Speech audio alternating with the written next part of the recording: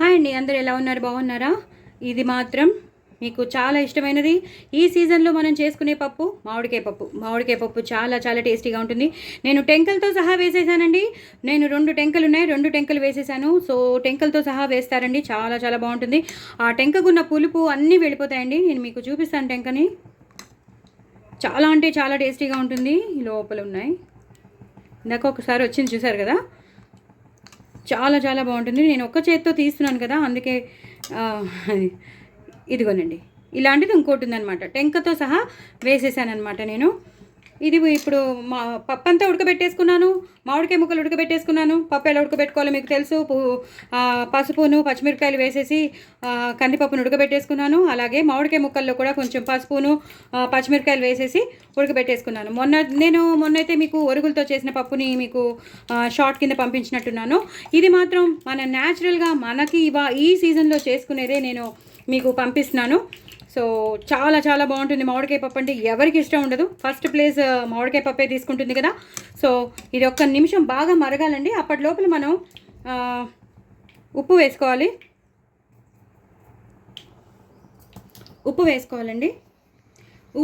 పప్పు బాగానే ఉంది కాబట్టి, ఎక్కువగానే ఉంది కాబట్టి మాత్రం అంటే ఒక 2 to 3 స్పూన్స్ ఉంటుంది అది పెద్ద స్పూన్తో. సో అది వేసేసుకోవాలి.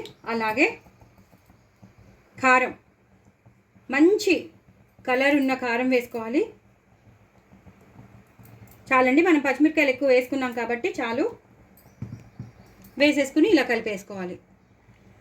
చాలా చాలా టేస్టీగా ఉంటుంది కదా. మామిడికాయ పప్పు అంటే ఎవరికి ఇష్టం ఉండదు. చాలా చాలా బాగుంటుంది. ఇలా టెంకలతో చేసుకోండి, చాలా బాగుంటుంది. టెంకలు వేసుకుని చేసుకుంటే మాత్రం అదిరిపోతుంది. ఈ కాలంలో ఎవరు చేయట్లేదండి. మన అమ్మమ్మలు బామ్మలు ఆ కాలంలోనే టెంకలతో సహా వేసేసి పప్పు చేసేవారు. ఇప్పుడు అందరూ జస్ట్ మామిడికాయ తొక్కు తీసేయడం, మామిడికాయ ముక్కలుగా తరిగేసుకోవడం, వేసేసేయడం. అలా కాదండి, మీరు టెంకలతో వేస్తే మాత్రం దాని పుల్లదనం ఫుల్ పప్పుకి పట్టేస్తుంది. చాలా చాలా టేస్టీగా ఉంటుంది. సో ఇది బాగా మరగాలండి.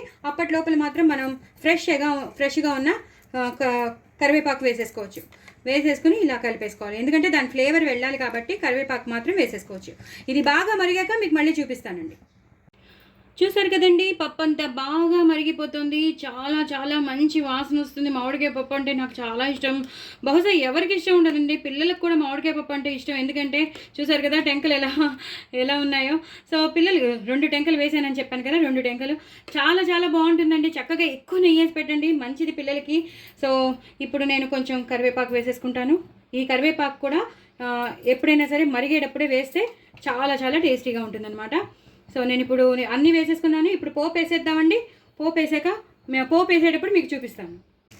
సో నేను పోపు గట్టి పెట్టేసుకున్నాను. ఆవాలు, జీలకర్ర, ఎండుమిరపకాయలు వేసేసుకున్నాను. ఇంగు వేసుకున్నాను. చాలా ఇంగు పడుతుందండి. అంటే చాలా ఇంగు అంటే మంచిగా వేసుకోవాలి. ఇంగు అనేది ఆ ఫ్లేవర్ అనేది దీని మీద ఈ పప్పులోకి వెళ్ళిపోవాలి. సో బాగా వేగిపోయింది. ఇంగు మాత్రం అస్సలు కాంప్రమైజ్ అవ్వద్దు, వేయకుండా ఉండొద్దు. ఇట్ ఈస్ ఏ మస్ట్ అండి. ఏది వేసినా వేసిపోయినా పర్లేదు, బట్ ఇంగు మాత్రం పోపు మంచిగా వేసేయండి. సో ఇది నేను దీనిలో ఒక్క నిమిషం అండి, మీకు ఇంకోసారి చూపిస్తాను. 1 minute. మీకు చాలాసార్లు చెప్పాను, నేను పోపు వేసేటప్పుడు ఈ సాంబార్కి కానీ పప్పుకి కానీ నేను పోపు అంతా వేగిపోయాక నేను ఎండుకారం వేస్తానని. తప్పకుండా ఎండుకారం వేయాలండి, దాని ఫ్లేవర్ మొత్తం మారిపోతుంది. చాలా చాలా చాలా టేస్టీగా ఉంటుంది. నిజం చెప్తున్నానండి, ఎప్పుడైనా సరే మీరు పోపు వేసేసా. ఇవాళ నేను వెల్లుల్లిపాయలు వేయలేదండి. వెల్లుల్లిపాయలు కావాల్సిన వాళ్ళు వేసుకోవచ్చు. వెల్లుల్లిపాయలు నేను ఇవాళైతే వేయలేదు. మీరు కావాల్సిన వాళ్ళు చక్కగా మీరు వేసుకోవచ్చు, నో ప్రాబ్లం. బట్ ఇంకో పోపు మాత్రం ఎక్కువ వేయాలి. అలాగే ఈ కారం అన్నది ఇలా వేసేసి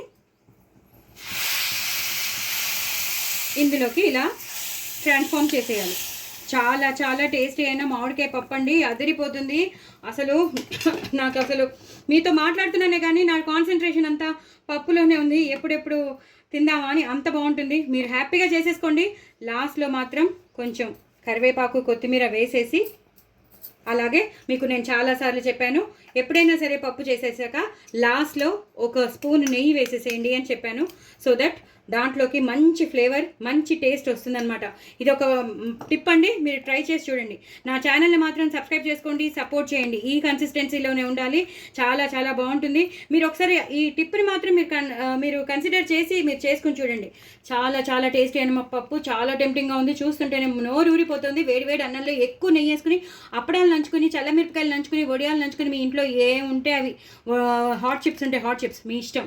పిల్లలకి మాత్రం పెట్టండి, మీరు కూడా తినండి, ఎక్కువ నెయ్యి వేసుకుని తినండి. చాలా చాలా టేస్టీగా ఉంటుంది. పెద్దవాళ్ళు మీరు అందరూ హ్యాపీగా ఎంజాయ్ చేయండి. నా ఛానల్ని మాత్రం సబ్స్క్రైబ్ చేసుకోవడం అస్సలు మర్చిపోవద్దు. బాయ్ అండి.